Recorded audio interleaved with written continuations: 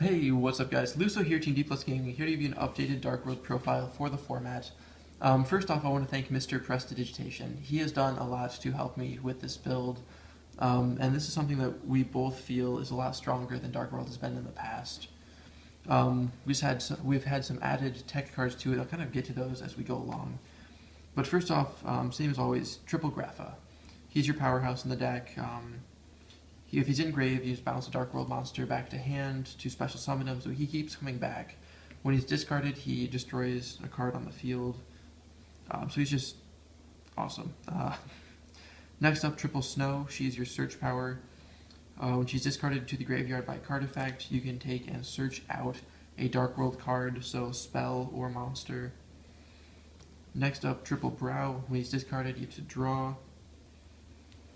Double Beiige. When he's discarded, he's summoned, and one Sylva. Again, discarded, he's summoned to the field. Next up, we're running two Ceruli. So this guy is one of the newer additions to it.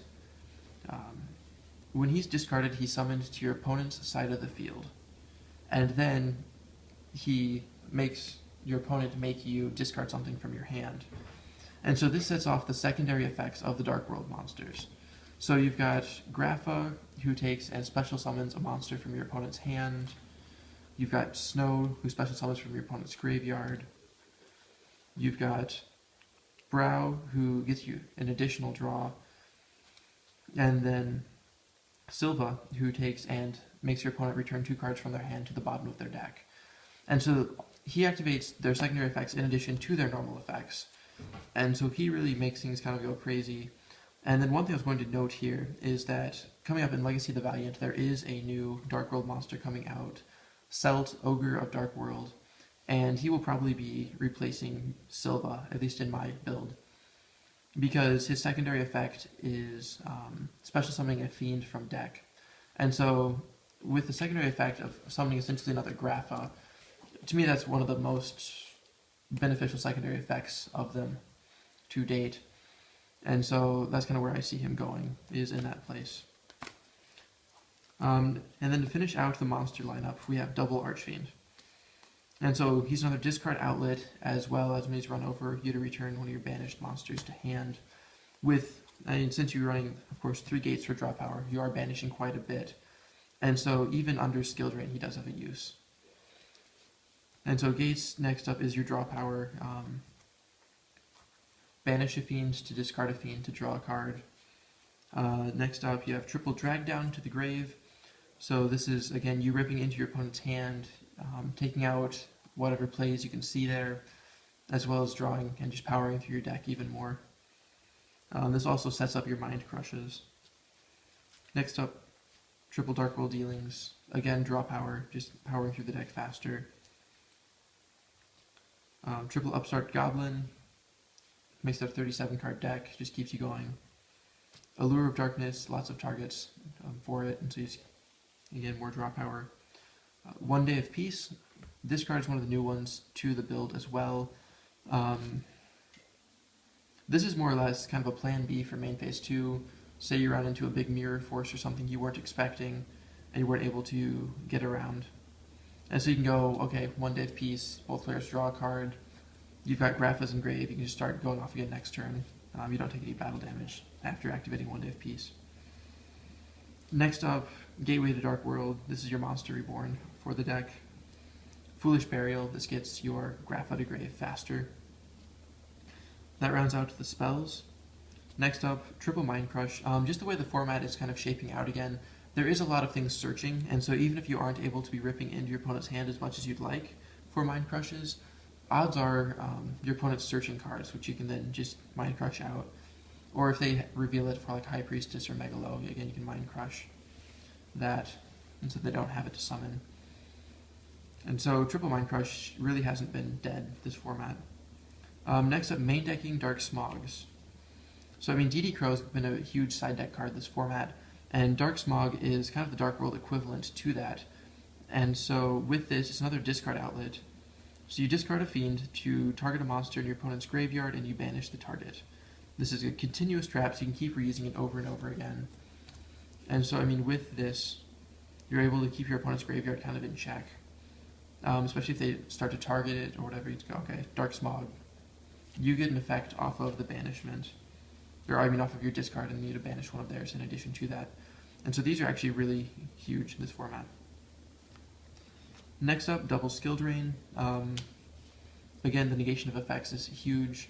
That does make Ceruli kind of a dead draw, but it is still a fiend to be able to discard and stuff. So I mean, skill drain is big. I mean, you can usually play around it with your own monsters, and it just hurts your opponent really badly, no matter what the matchup is, really. And then last but not least, Eradicator Virus. Spellbooks are making a comeback this format. They're becoming more and more budget, and having this main decked for game one is huge.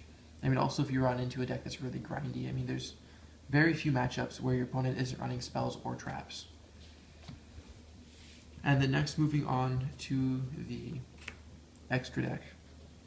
First up, you have rank 3s, Fortune Tuned and Zenmaines for their stall power, plus Fortune Tune can shuffle your Browws back into the deck and give you more Dark World targets as well as draw power. Double Leviair, just because you are banishing a lot, and you can just use those to bring back and keep your plays going. And then last but not least, your Acid Golem, and he's just because, again, you're running skill drain, so if you're going into a rank 3, you need a big beater, you've got your Acid Golem for that. Next up, your rank 4s, Cowboy, Blackship, Beetle. Cowboy and Blackship, pretty standard for rank 4s. Beetle, everything is dark, so you can make him as well, especially with running your Trance Archfiend with double Beige. You can go Trance Archfiend, effect, discard Beige, summon it, and you can make rank 4s with relative ease. Beetle, you can protect your field spell or something that you're worried about. And then last but not least, your Crazy Box, again, because you can put yourself under skill drain. And so it's another big beat stick for that. Next up, the rank 8s. You have the generic Sylvan rank 8 as kind of a utility card here. Being able to take and put a card on the field to the top or bottom of the deck. It's just another way to get around Zenmaines or something that you can't. Plus 3200 defense stalls quite a bit. Next up, Felgrand. Negating an effect doesn't matter because he can just help you take and either negate your opponent's effect or save one of your own monsters, which is just really useful. Next up, Hieratic Sun Dragon. Targetless destruction is kind of his main purpose, as well as mass destruction, destroying a lot of things at once. Next up, Gimmick Puppet of Strings.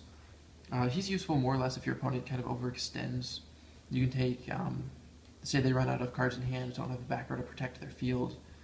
You can go into him, take, detach, put a string counter on everything. You can usually bounce whatever you have on the field back to hand with, or 4 Graphas or whatever, and then during your opponent's end phase, all of their monsters are destroyed essentially. Next up, your Tachyon Dragon. Again, just destroys negates the effects of all face-up cards, which is really good. And then last but not least, a number 22 Zombie Stein. Again, under skill drains, a 4500 beater. So the only thing I would consider adding to this would be adding a Photon Pappy back as a generic 4, just because when Ceruli summoned to your opponent's side of the field, it is in defense position, and so if you can take and flip that back to attack position, attack over it, you can probably go for game that turn. But anyways, thanks for watching, guys. This is my updated Dark World profile. As always, like, comment, and subscribe for more. Team D+ Gaming, signing out.